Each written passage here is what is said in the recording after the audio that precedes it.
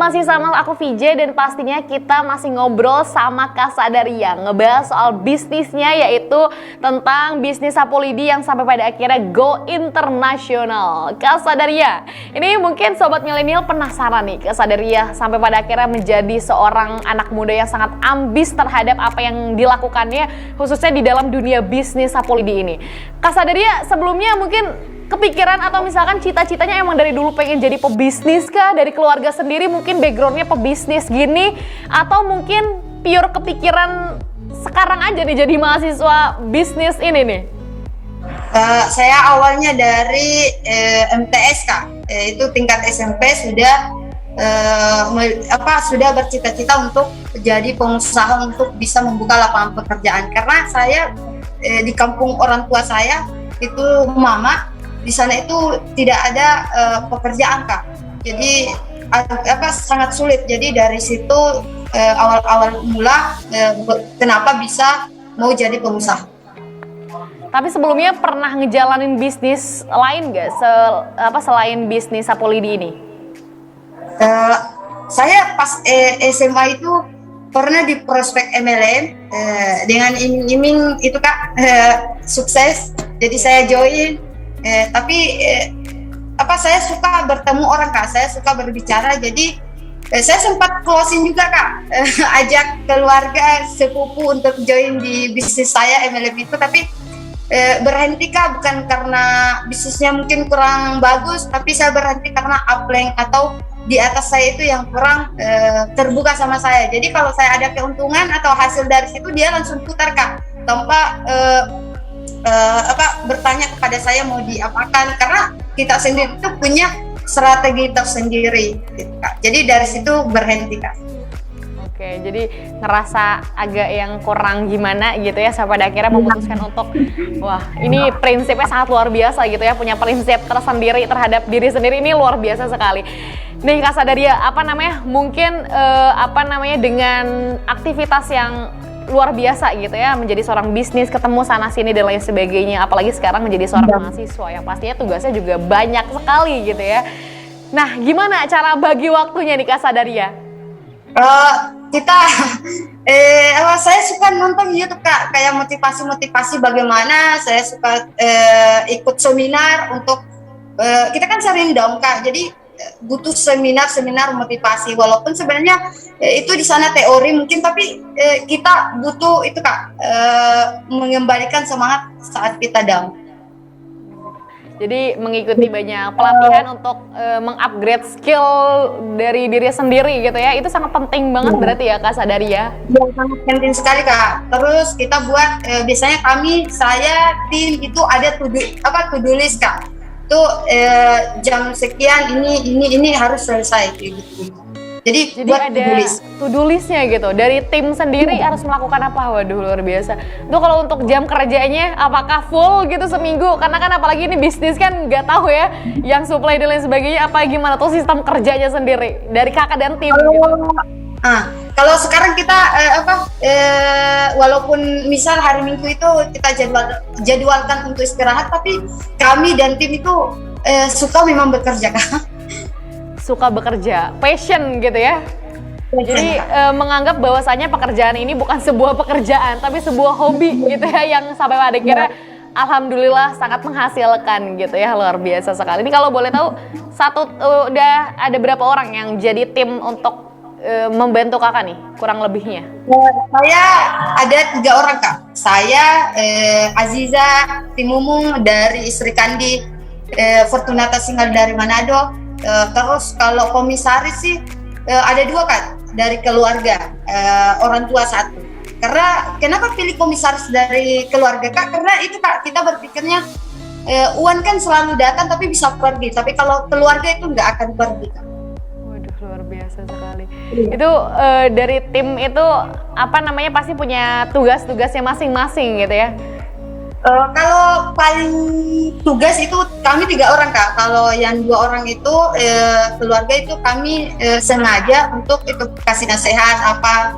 Cuman kalau kita ada masalah itu nggak langsung mengadu. Apalagi kalau sama orang tua kan, saya paling tidak nyaman untuk berbicara duka sama orang tua kalau di bagian bisnis, karena itu Kak, enaknya kita sharing sama orang tua itu tentang kesenangan, suka itu Kak.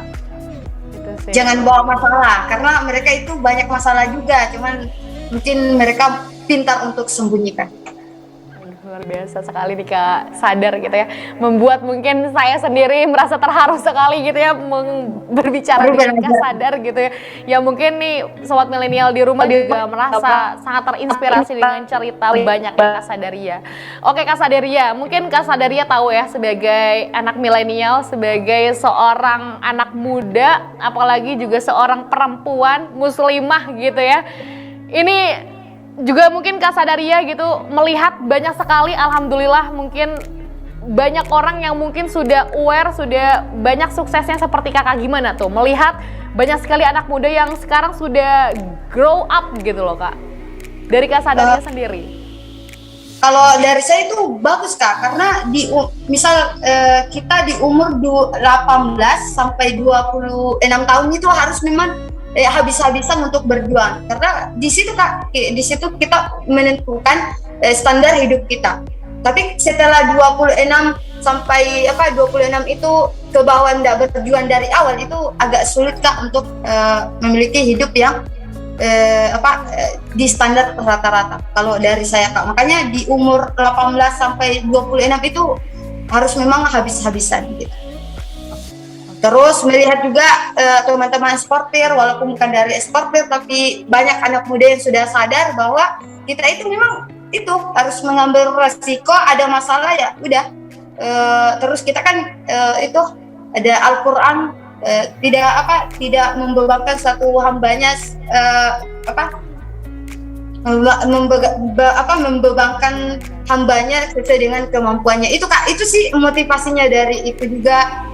Karena berat Kak, kalau mau curhat iya berat Kak. Gitu, Kak.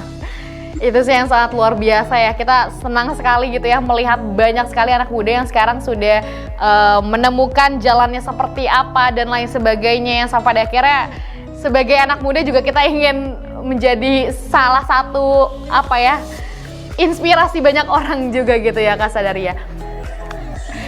Oke Kak Sadaria, ini sekarang kan eranya digital gitu ya. Ini dari Kak Sadaria sendiri merasa dengan perkembangan era digital yang sangat luar biasa ini, merasa dimudahkan untuk menjalani bisnisnya atau merasa kesulitan dengan banyak pesaing yang mungkin bisa kita lihat gitu secara digital gitu Kak? Iya betul Kak, kalau digital itu kalau bagi kami itu dimudahkan Kak, sangat dimudahkan. Karena bertemu dengan buyer pun Anda tidak bisa lewat digital mungkin akan kesulitan. Karena kita nggak ada biaya kan ke sana ke India untuk promosi ini. Iya. Gitu, Kak. Jadi agak dimudahkan. Justru ini suatu kesempatan yang besar gitu ya untuk memperkenalkan, tidak usah modal yang luar biasa untuk ekspor sana sini yang luar biasa, tapi tinggal mengiklankan lewat online gitu ya. Alhamdulillah sekarang bisnis sudah sampai ke mancanegara gitu. Nih Kak Sadaria melihat banyak bisnis seperti Kakak, mungkin Sapulidi banyak gitu ya di online gitu dan lain sebagainya.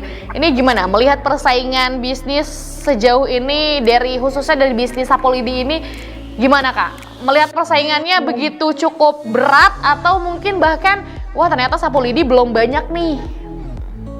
Kalau saingan tetap ada saingan kompetitor, cuman kita menyikapinya santai aja Kak, karena rezeki tidak akan tertukar. Terus masalah Sapulidi itu kalau suplainya itu masih kurang, yang banyak itu pembeli.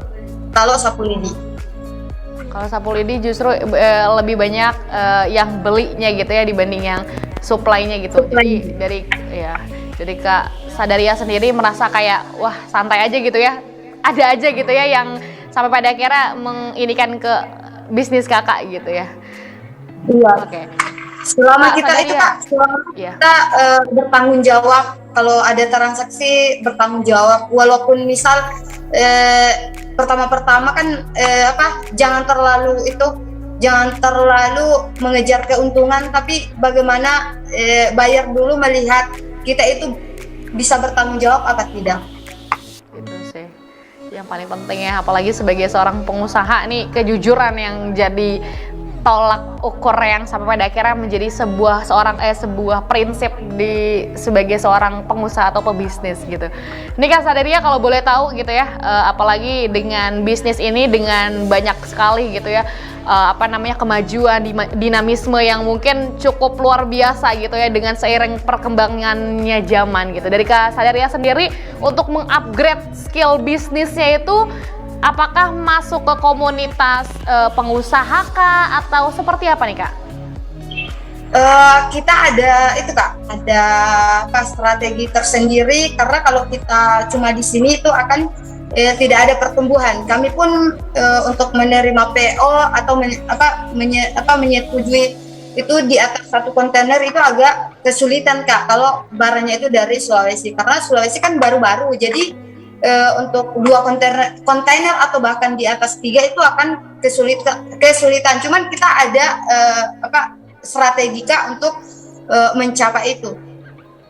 Jadi punya strategi tersendiri untuk mengembangkan sebuah bisnis yang dijalaninya gitu ya Kak? Iya Kak, betul. Apalagi kita sekarang itu banyak teman-teman eksportir yang minta dibantu untuk kolaborasi. Dia mau ekspor tapi dia tidak ada supply Kak. Khususnya kota-kota besar seperti Jakarta, sekarang kita itu ada kolaborasi dari Jambi sama Jakarta. Karena itu mereka terkadang sulit ekspor karena supply-nya itu mungkin harganya tinggi dari suppliernya, jadi sulit. Terus buyer mungkin juga, tapi rata-rata itu supply Kak. Dari suppliernya itu sulit untuk memberikan harga yang pas. Jadi cukup menantang sekali ya dunia pebisnis ini. Nih Kak Sadaria, kalau di Indonesia sendiri ini sudah ke daerah mana aja tuh Kak kalau boleh tahu? Daerah apa Kak maksudnya? Dari Indonesia sendiri pasarnya tuh kalau di dalam Indonesia sendiri udah ke wilayah apa saja? Paling Sulawesi Kak. Kalau kami itu ambilnya dari Sulawesi. Dikirim ke mana gitu? Kami nggak main itu Kak, nggak jual lokal. Jadi khusus untuk luar biasa. Ini sistemnya tuh kalau boleh tahu, ini mungkin pemirsa di rumah masih belum tahu kalau skema dari Kakak sendiri tuh seperti apa sih ininya?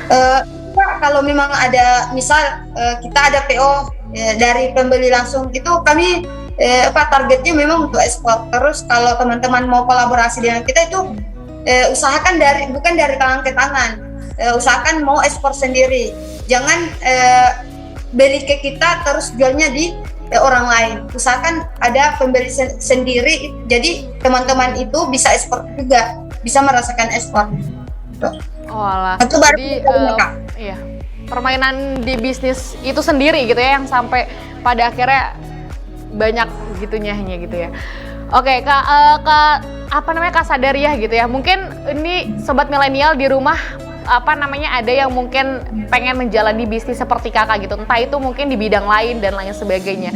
Dari Kak Sadaria sendiri ada nggak sih tips yang mungkin bisa teman-teman atau sobat milenial di rumah bisa ikuti gitu ya, sebagai apalagi anak muda di rumah gitu, anak muda yang sekarang yang mungkin banyak sekali gitu potensinya, gimana supaya bisa menumbuhkan potensi yang kita punya gitu di diri kita sendiri? Kalau untuk memulai ekspor yaitu ada produknya Kak, ada barangnya. Iya. Terus yang kedua punya website, karena kalau punya website kan itu mudah promosi ke pembeli, terus terlihat profesional juga. Terus yang ketiga ya itu ada pembelinya. Itu sih Kak, 3 poin ini yang harus ada di calon eksportir atau yang mau ekspor. Kalau untuk sekarang nih, kalau boleh tahu rencana ke depan dari bisnis ini apa nih Kak? Punya pabrik Kak. Punya pabrik sendiri ya, insya Allah ya. Semoga ini ada target tersendiri mungkin, punya target di 2 tahun ke depan harus sudah punya ini dan lain sebagainya, ada nggak tuh? Goals yang mungkin pengen.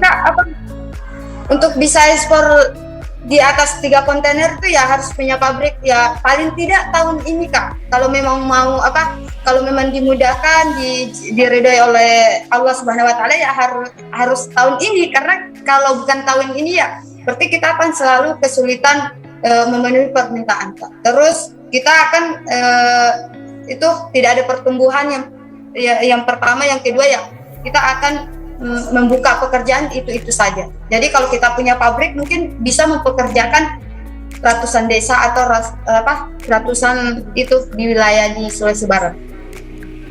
Kalau untuk yang menjadi target mungkin dari kakak, wilayah mana yang mungkin akan di ini, negara atau wilayah apa yang pengen kakak tuju gitu untuk menginikan bisnis kakak? Maunya 4 ini, India, Pakistan, Thailand, Timur Tengah. Maunya Kak, insya Allah. Amin ya, semoga ini bisa tersampaikan gitu. Maksudnya rencana-rencana ke depannya. Oke, Kak Sadariah gitu ya, sebagai seorang pebisnis dan juga mahasiswa gitu. Dari Kak Sadariah sendiri, secara pribadi, mungkin tadi ngomongin soal rencana bisnisnya gitu ya, untuk pengen buat pabrik sendiri. Kalau dari Kak Sadariah sendiri, apa target dari pribadi gitu yang mungkin akan dilakukan ke depan?